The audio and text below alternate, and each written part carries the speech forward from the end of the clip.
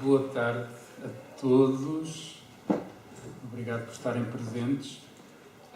Não vou dizer o nome do painel porque não sei de cor, mas sei que tem... Está no papel.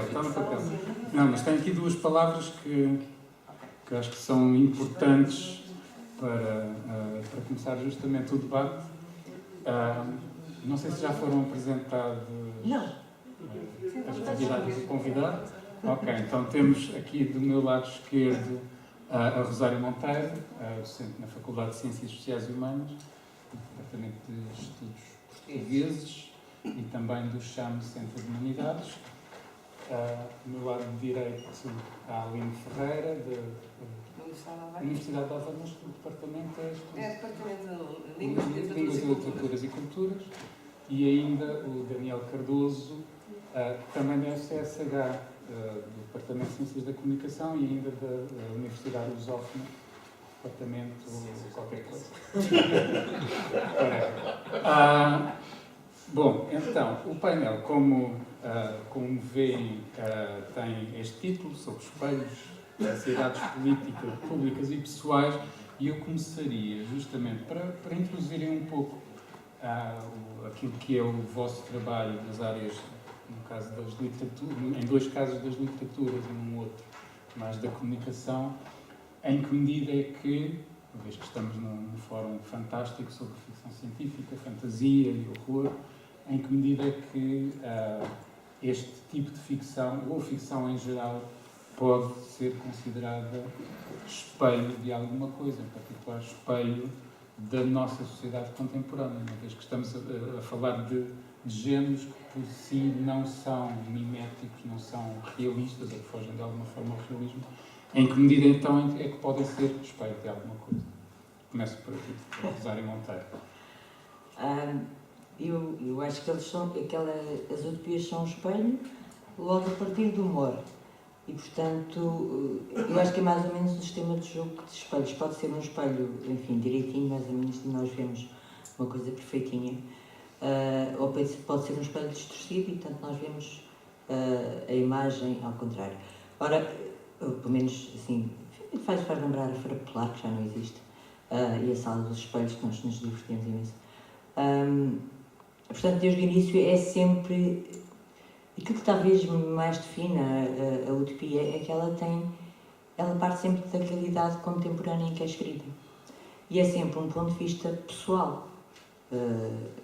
Objetivamente, cada um de nós tem as suas opiniões políticas e então agora em campanha eleitoral está uma maravilha.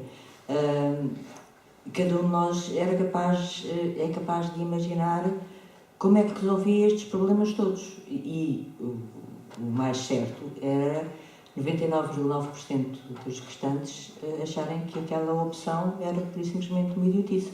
E, portanto, aquilo que era uma utopia para um era completamente distópico para os outros. Portanto, a utopia em si mesma nem nunca é sempre um lugar agradável. Eu acho que só é agradável para quem está a imaginar naquele momento e a escrevê-la. Depois perde-se um pouco a inocência e eu acho que o que predomina da segunda metade do século XIX em diante é de facto a distopia, e aí cada vez temos conseguido fazer horrores cada vez maiores, mais ou menos fofinhos, mas a insatisfação com a sociedade é uma constante do ser humano, porque parte logo do grande dilema de ter que decidir entre eu e a sociedade e, portanto, a partir daqui as coisas tornam-se dificilmente compatíveis e cada vez são menos facilmente harmonizáveis. Portanto, tem tudo a ver. Temos que viver em sociedade porque alguém tem que mugir a faquinha para dar lequinho, para nós bebermos de manhã. E a sociedade será sempre algo que nós achamos que não está organizado de acordo com aquilo que são os nossos padrões e as nossas ideias do que seria uma sociedade ideal. Faço a mesma questão à Aline Ferreira. É assim, então eu pegava, como eu sabia que a Rosário ia falar de utopia. E de repente eu comecei a pensar nas utopias e distopias feministas, femininas, escritas por mulheres e feministas. E é assim, há uns agrupamentos muito significativos de utopias feministas no fim do século XIX, princípio do XX, que coincide com o sufrágio, com as lutas pelo sufrágio feminino, com as lutas pela emancipação da mulher, etc. E depois há outro agrupamento também muito interessante e muito significativo, na década de 60, também coincide com a segunda vaga do movimento feminista. E a partir daí, eu acho que deixa de haver utopias e distopias, passam todas a ser distopias, basicamente, acho eu. Onde é que estão as utopias? Agora não há utopias, acho que há distopias, não é? Pronto, isto eu estou a partir desta premissa. E a partir desta premissa e das utopias ou distopias feministas, que sempre se concentraram muito num aspecto que é o das tecnologias reprodutivas, das biotecnologias, porque uma das, digamos, uma das áreas em que pode contribuir para uma mais injustiça ou falta de equiparação ou paridade em termos de género entre mulheres e homens no trabalho e em casa, é precisamente o facto de as mulheres terem que ser mães, porque só elas é que podem ser mães.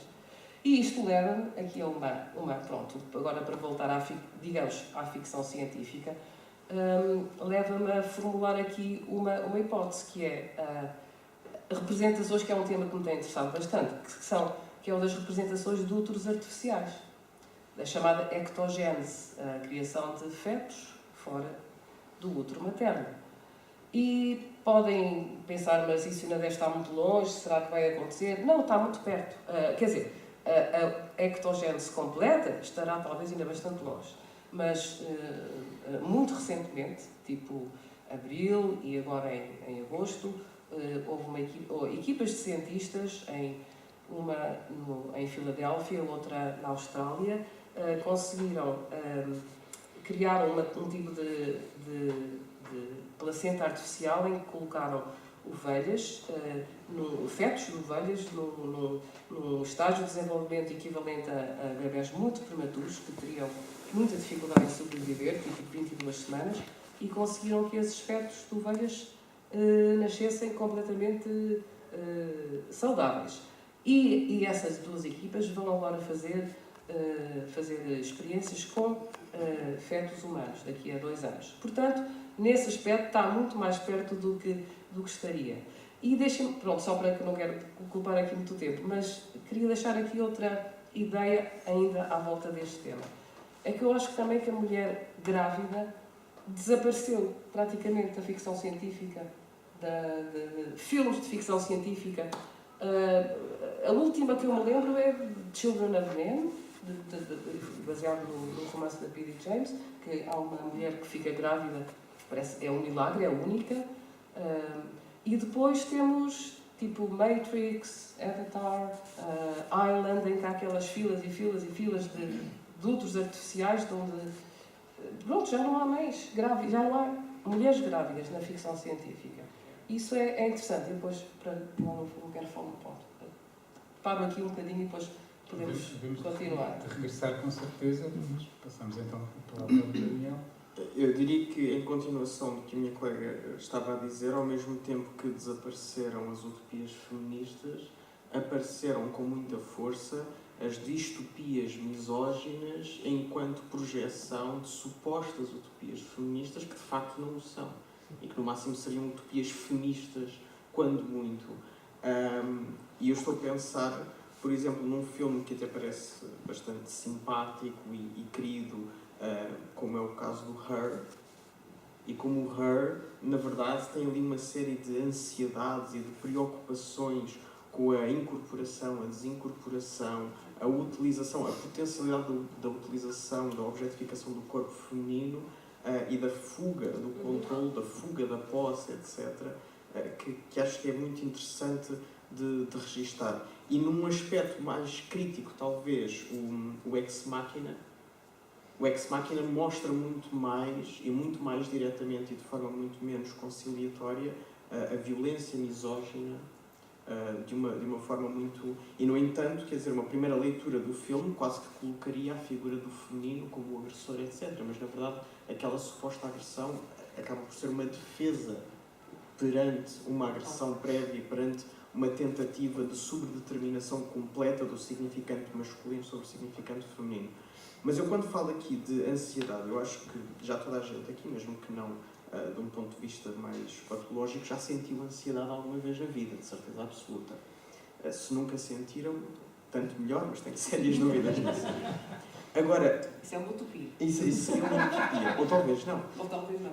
Agora, eu peço-vos é que pensem nessa ansiedade que vocês sentiram e se esqueçam dela. Não é dessa ansiedade que eu estou a falar. Eu estou a falar da ansiedade e estou a falar de emoções no geral, da maneira como uma famosa filósofa feminista fala delas, que é Sara Ahmed.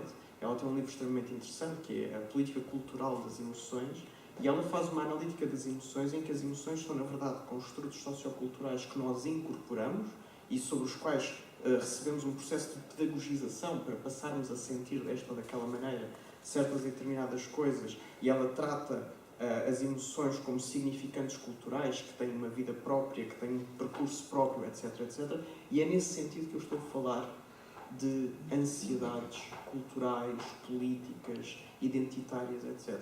Ou seja, há aqui uma pedagogização através do fantástico, através do horror, para um sentimento de ansiedade constante e generalizado pela perda do referencial masculino misógino enquanto organizador central do sentido da sociedade.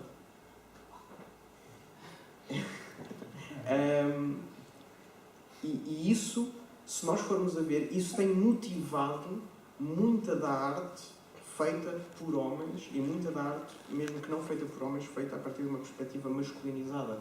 E depois nós olhamos para as obras de outras autoras, estou a lembrar-me, por exemplo, da Margaret Atwood e das obras mais recentes da Margaret Atwood e de uma série de outras autoras dentro do campo da ficção científica e da ficção especulativa, que tratam o tema da natureza, da destruição da natureza, da reconstrução da natureza, e que não constroem novas utopias, mas que apontam e identificam muito claramente a tecnociência, não a tecnociência tout court, mas a tecnociência vista enquanto um desejo de controlar, de sobredeterminar, etc., etc., como um movimento de destruição.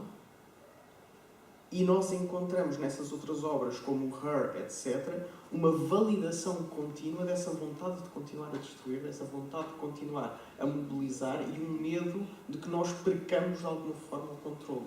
E se calhar aquilo que nós precisamos é de começar a operar, e termino já, aquilo que nós precisamos para tentar começar a controlar, começar a pensar talvez em novas utopias ou em novas heterotopias um pouco mais feministas, é começar a tentar quebrar socialmente e culturalmente a nossa ansiedade e a ansiedade de desenvolvermos em torno do controle e começarmos a trabalhar o descontrolo como uma forma positiva, criativa e inovadora de destabilização. Pensarmos a destabilização como um potencial de reconstrução, de reconfiguração de relações de poder e de relações simbólicas, ao invés de uma espécie de ameaça daquele sujeito liberal centralizado, muito auto-organizado, autossuficiente, etc, etc.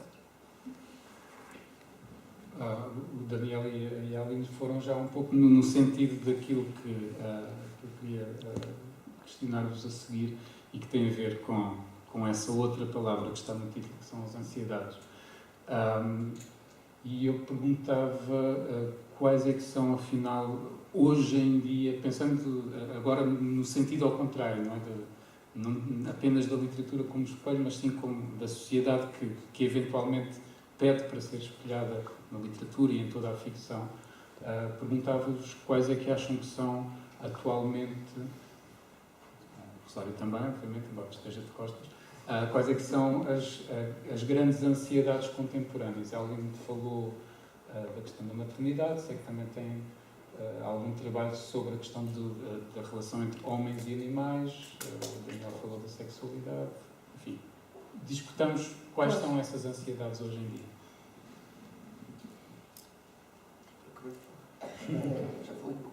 Pois, o Daniel falou que tem controle, não é? O controle acho que é uma das grandes ansiedades, tanto a nível político como a nível pessoal. E isso levou-me agora também a pensar de que maneira é que as sociedades atuais são, aliás, já sempre foram, todas as sociedades sempre foram, mas cada vez mais controladas através do que Foucault chamou o biopoder, as biopolíticas. E cada vez essas biopolíticas, através das biotecnologias e tecnologias de controle, mas isso, pronto, estão as duas interrelacionadas, acho que cada vez estão mais, vão ser mais fontes maiores de ansiedade. E posso-me referir muito brevemente a outra biotecnologia de que me tenho também ocupado, a nível ficcional, e que é a engenharia genética. Como é que, quer dizer, em breve eu poderia aqui falar de duas coisas, tipo controle. Quando falei sobre os úteros artificiais, se alguma vez forem completamente desenvolvidos, poderemos ter o que eu chamaria uma tirania do útero artificial. Quer dizer, muitas mulheres que gostariam de ser mães à moda antiga, entre aspas, poderiam sentir uma pressão social muito grande e um controlo no sentido de usarem útero artificial. Por outro lado, podemos ter uma tirania também dos designer babies. Como é que... E agora esta tecnologia cada vez está mais próxima de chegar aos designer babies, com aquela tecnologia como é que se diz, CRISPR, já ouviram depois, CRISPR-Cas9, de edição genética, edição do genoma humano. Cada vez está mais perto a possibilidade de fazer os tais designer babies, o que pode ser muito bom para eliminar doenças, mas também pode levar para um tipo de eugenia, obviamente. E, portanto, esses medos e essas ansiedades, eu acho que cada vez estão mais presentes e cada vez estarão mais. E neste, claro, podia dar vários exemplos. Por exemplo, há o livro do Ken MacLeod, The Intrusion, de 2012, tem também tudo a ver com esta questão do controle não só de maternidade, mas também de controlar o feto, porque muito rapidamente trata-se de uma distopia num futuro relativamente próximo, em Inglaterra, em que as mulheres são todas obrigadas a tomar um comprimido que vai, quando estão grávidas, tomar um comprimido que vai erradicar todas as doenças do feto, e todas as doenças infantis também. Portanto, parece ser uma coisa maravilhosa, mas há mulheres que veem isso como um controle, para voltar ao controle, um controle da sua fertilidade, como falta de liberdade até. E, portanto, há uma mulher que se revolta e que não o toma e que vai ser perseguida porque essa tecnologia, embora no momento da narrativa ainda não seja obrigatória, vai ser brevemente. Portanto, estão aqui estas ansiedades todas que poderão vir a acontecer num futuro bastante próximo, diria eu. Não sei se vamos passar a Rosário. Daniel falou mesmo. Eu vou obrigar a voltarmos um pouquinho mais para trás. E já falámos de úteros artificiais. E em 1846 o Silvestre imaginou o primeiro infantário, em que as crianças eram arrumadas em cacifos, que iam rodando, portanto iam-se deslocando à medida que eles iam crescendo e iam sendo amamentados artificialmente. E depois eram mais ou menos examinados os cérebros, a estrutura óssea do crânio das crianças, e através dessa análise era decidido qual era o futuro profissional desse jovem. Estamos em 1846. E, portanto, estas ansiedades que aparecem, que estávamos a falar agora na literatura contemporânea, elas vêm anunciadas há quase 200 anos. Só que cada vez nós conseguimos dar-lhe um tom de ansiedade, em algum momento quase super emotiva, e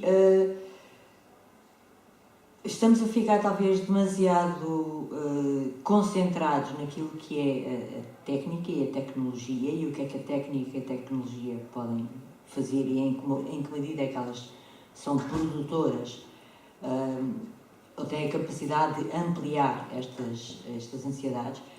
Mas, por outro lado, estamos a esquecer de um outro tipo de controle que é muito mais subreptício, que é muito menos direto e muito mais difícil de combater, que é o controle que já vem desde 1984, livro, é o controle das mentes,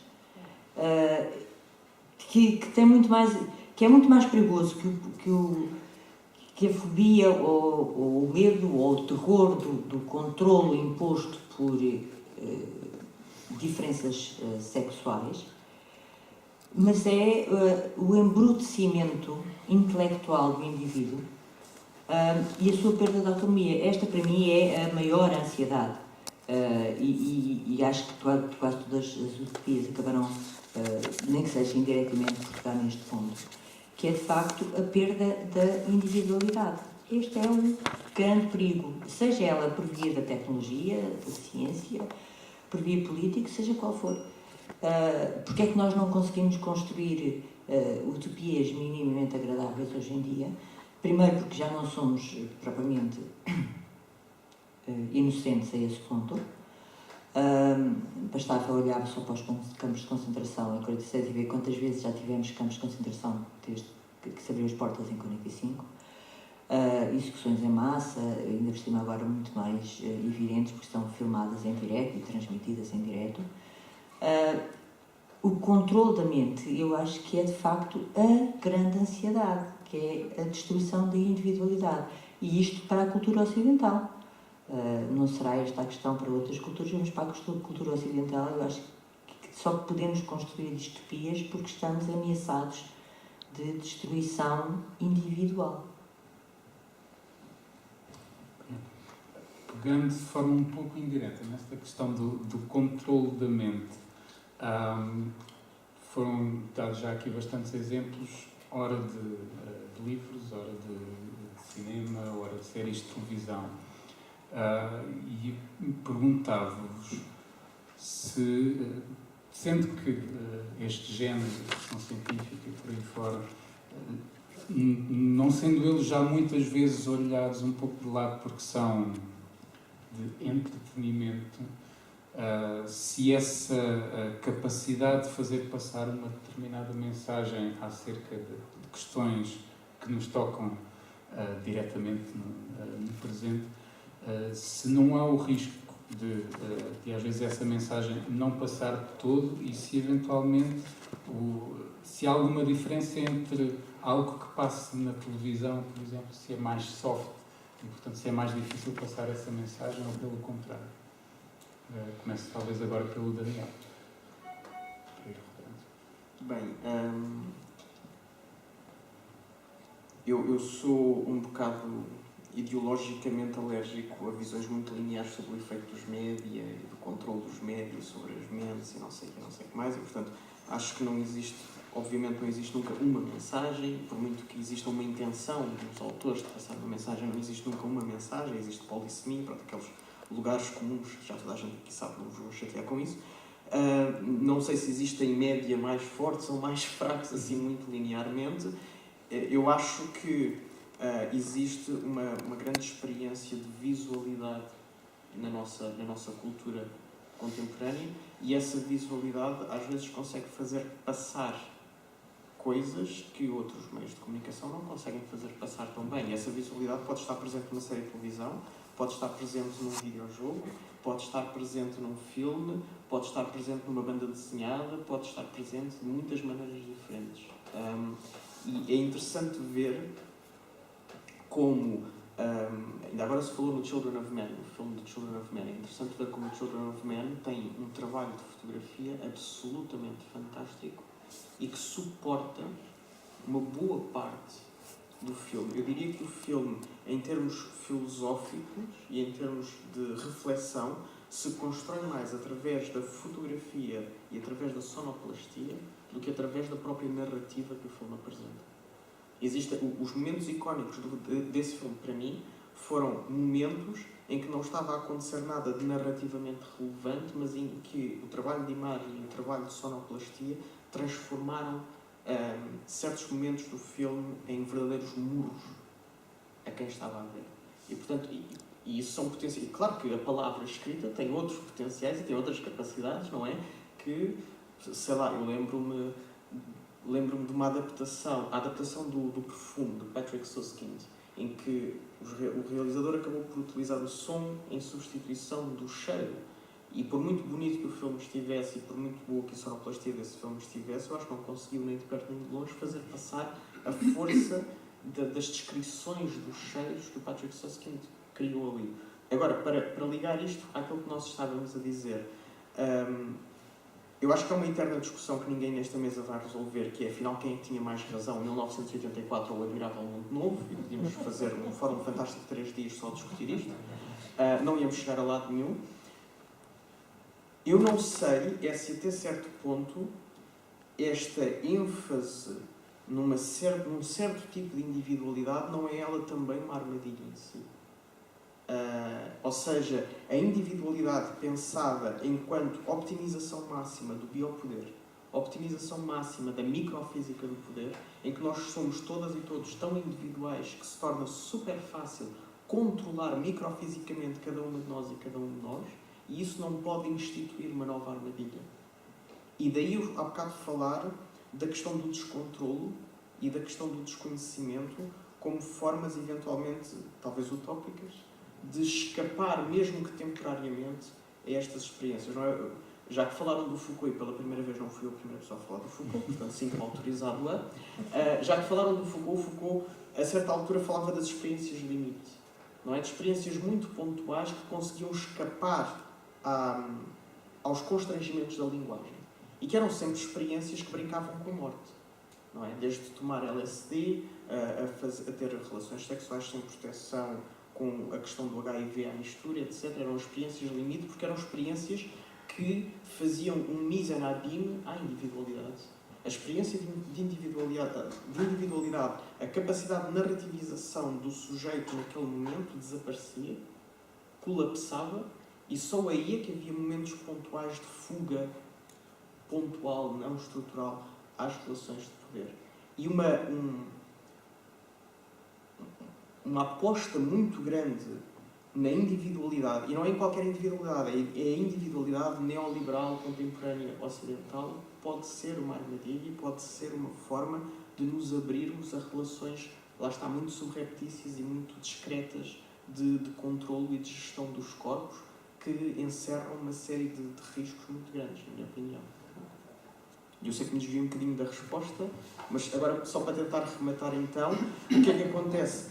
Nós estamos a caminhar também cada vez mais para formas de consumo de média que são muito individualizadas, e eu pergunto-me até que ponto é que isso também não muda a forma como nós nos relacionamos com as obras como contactamos. Isso é outra questão muito, muito lata e muito interessante.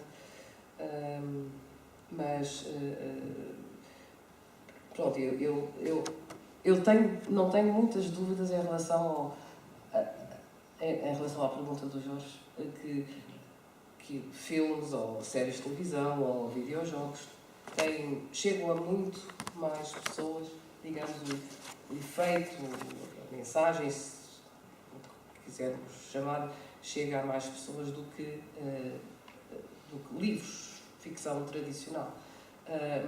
E vê-se, pensando no 1984, o Big Brother, tudo isso, todas essas ideias, e do Brave New World, e clonagem, por falar em massificação e em desindividualização que temos a clonagem de Brave New World, que poderá também vir a acontecer num futuro não muito distante, até que se calhar já haverá clones humanos entre nós, não sei, não digo aqui, mas enfim, por aí poderá haver. E isso é que poderá também ser outra fonte muito grande de ansiedades. Porque eu acho que, apesar de tudo, apesar do que o Daniel disse, eu acho que a ideia que nós temos de sermos nós, o ser individual, único, também é um bocadinho uma fantasia. Porque cada vez mais estamos mais formatados e condicionados por toda a sociedade de consumo e enfim, todo o controle burocrático e a todos os níveis a que estamos sujeitos e que se calhar muitas vezes nem sequer nos damos por isso. Portanto, eu acho que também é quase uma fantasia, é quase uma utopia e essa busca de individualidade, de sermos únicos, não sei se não estará votada desde já a algum fracasso. Mas até talvez não seja assim tão mau. Não sei, isto é uma... Agora, mas a questão de condicionamento da mente e de controle da mente, claro que é uma fonte de completamente... estaríamos aqui a semana toda a falar sobre isso. Mas estou-me a lembrar de uns filósofos da Universidade de Oxford, por acaso, que têm postulado que deveria até haver um imperativo moral em tentar condicionar, ou de forma genética ou de forma farmacêutica, as mentes das pessoas, especialmente aquelas que possam constituir um perigo ou terem, enfim, uma tendências violentas. E não, eles defendem, o Savolesky e o Persson defendem, entre outros, defendem que há um imperativo moral para melhorar como o ser humano é, em geral, e em particular alguns que poderão ter mais tendências. Por falar em controle. Muita ansiedade. Por falar em controle, isso é uma fonte de ansiedade. É muita ansiedade, mas é deles, não é? Exatamente. Mas poderá também vir aí, isso virá aí. Essas formas de controle. E eu acho que cada vez mais nós vamos sentar aqui no meio de nós o Philip Dick. Também. Porque, quer dizer, não vamos sentar o Harrison Ford com 100 anos, embora Blade Runner, esqueçam esse. Eu não sei, pronto, não é disso que eu vou falar, mas a questão central no Blade Runner é, pelo menos do ponto de vista como eu interpreto, e é a minha leitura pessoal, onde é que eu defino, onde é que começa e acaba a dimensão humana. Ora, entre outras coisas, faz lembrar esta questão do postulado ético, faz lembrar o Minority Report.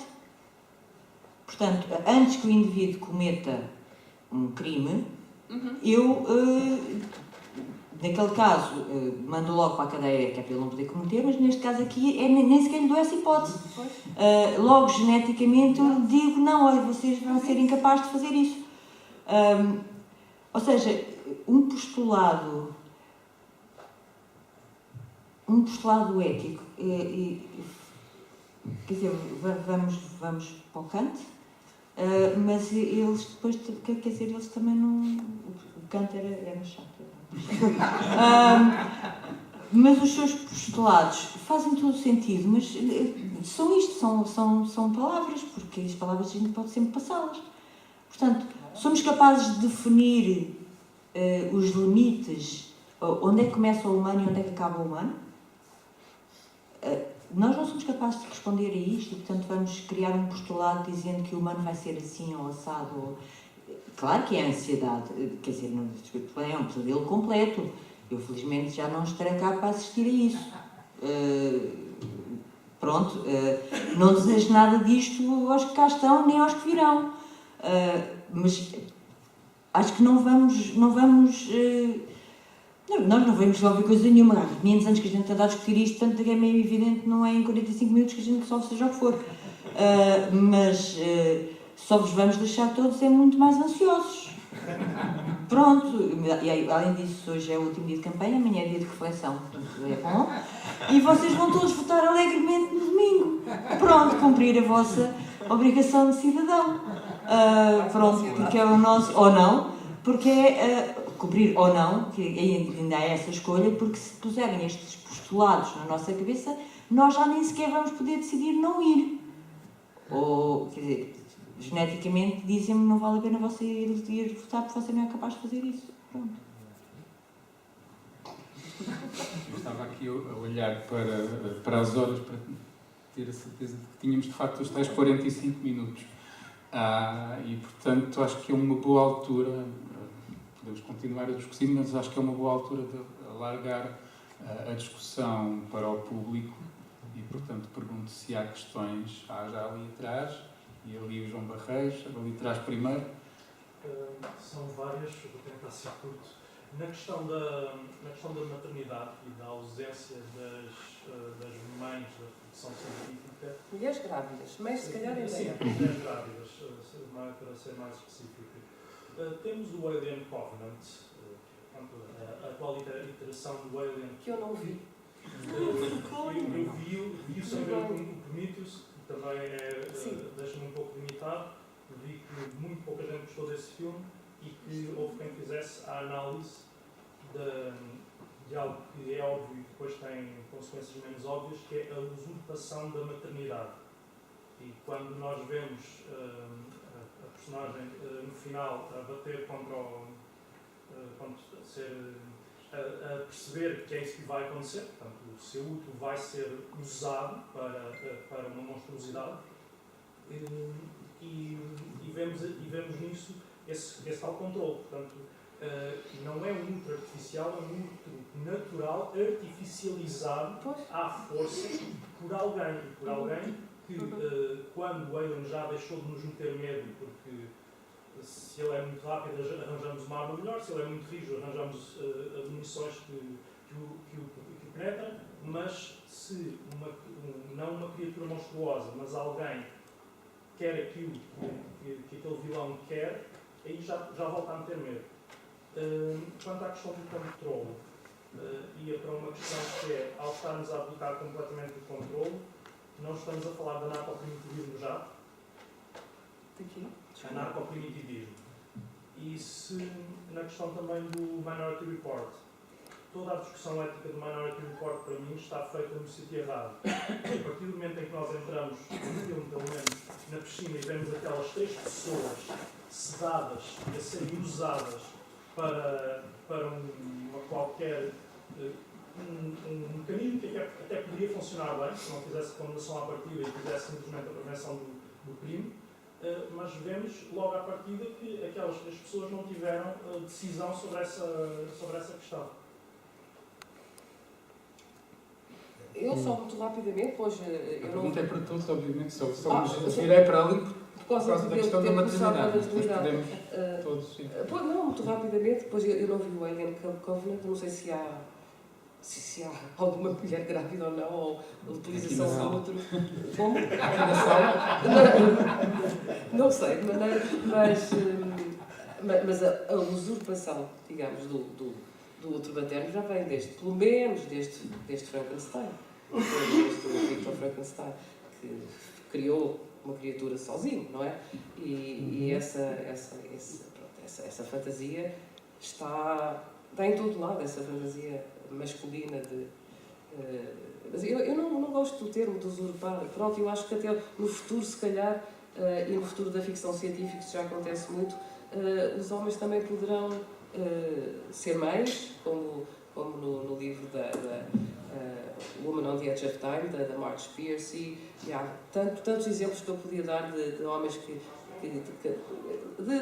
mecanismos até que podem ser usados por homens e mulheres como úteis artificiais, em exemplos em ficção científica, etc. Portanto, eu acho que se calhar seria muito bom se tanto homens como mulheres pudessem partilhar essa função. Eu acabei de me lembrar agora que Luciano, no século II da era cristã, já tinha imaginado homens a dar à luz numa determinada sociedade em que davam à luz precisamente pela barriga das pernas. Portanto, século II depois de Cristo. A gente tem pouca capela. Quanto ao Minority Report, eu sem dúvida nenhuma que alguém ali é condicionado e que eles três são condicionados, como é óbvio, evidente. As questões éticas são muito mais profundas. Aliás, as questões éticas no Filipe Dick nós vamos descascando e nunca mais acabamos de chegar a lado nenhum. Mas só para ajudar a ansiedade, eu propunha era que em vez de ver o filme, lessem mesmo, que então aí ainda é bem pior. Em relação ao anarcoprimitivismo, a minha resposta é não. Não por uma razão muito simples, porque o anarcoprimitivismo tem como postulado a ideia de um primitivismo. Eu não estou a falar de primitivismo de forma alguma, eu não estou a falar de uma gênese, de um ponto originário, de um ponto nulo, de um ponto zero, de uma tábula rasa, absolutamente nada disso. A questão é a seguinte, e isto não é nada de novo, isto já a Catherine Hales disse nos anos 90, coisa que venha, exatamente, que é, nós ao usarmos, e antes dela o Heidegger basicamente já tinha dito isto de outra forma, que é, nós ao usarmos a tecnologia, usamos a tecnologia para controlar coisas, mas o uso da tecnologia para fins de controlo gera descontrolo. E nós respondemos ansiogenicamente a esse descontrolo com mais tecnologia e mais controlo. E, portanto, isto é um ciclo vicioso, não é? Que se repete, que se amplifica e que gera ali uma relação de dependência total. A resposta a isto não é simplesmente quebrar com o uso da tecnologia como se, de repente, magicamente, nós pudéssemos sair das relações de poder que temos e das relações de dependência que temos com o nosso ecossistema, com o ecossistema que construímos. Isso é completamente ficcional. O que acontece é mudarmos o nosso modo de interpelação face à tecnologia. E em vez de acharmos que existe uma espécie de primitivo, de básico, de originário, que é tecnológico, é pensarmos em nós próprios enquanto já produtos tecnológicos e, portanto, recusarmos uma dinâmica da ficção do controle e começarmos a pensar numa dinâmica das potencialidades do descontrole. E isto não quer dizer que tenhamos que abdicar absolutamente do controle, nem quer dizer que tenhamos que abdicar absolutamente do descontrole, quer dizer é que se calhar podemos caminhar para uma perspectiva um bocadinho mais, e agora estou a socorrer-me outra vez do Heidegger, mais desvelada sobre o funcionamento da tecnologia e cairmos menos num discurso que está absolutamente normalizado, que é o discurso do controlo e do conhecimento, do poder saber sobre nós próprios e nós próprios. E então temos os contadores de passos, os contadores de calorias, os contadores de saturação de oxigênio, os contadores de batimentos cardíacos, temos inclusivamente já um anel peniano que faz uma análise da performance sexual de quem usa, temos vibradores que têm uma série de sensores incorporados e que transmitem esses dados e que permitem uma análise quantitativa absolutamente detalhada das respostas biofisiológicas, etc, etc. Isto é tudo uma voracidade de controlo brutal, uma ansiedade brutal de controlo que só gera mais descontrolo. Mas nós temos este descontrole. Nem mencionamos que isso tudo pode ser utilizado para alimentar dados e para eu receber Exatamente. publicidade. Não, exatamente. Ou seja, nós achamos que estamos a fazer aquilo numa perspectiva de ok, eu agora estou a controlar-me e posso melhorar-me, e é sempre este projeto muito teleológico do eu vou ser um sujeito melhor, eu vou ser um homem melhor, eu vou ser não sei o que melhor. Somos umas marionetes completas. Completamente. E, portanto, eu agora estou-me a lembrar de uma expressão que Paulo Preciado utiliza, não é? Quando Paulo Preciado fala das multidões queer, em vez de ser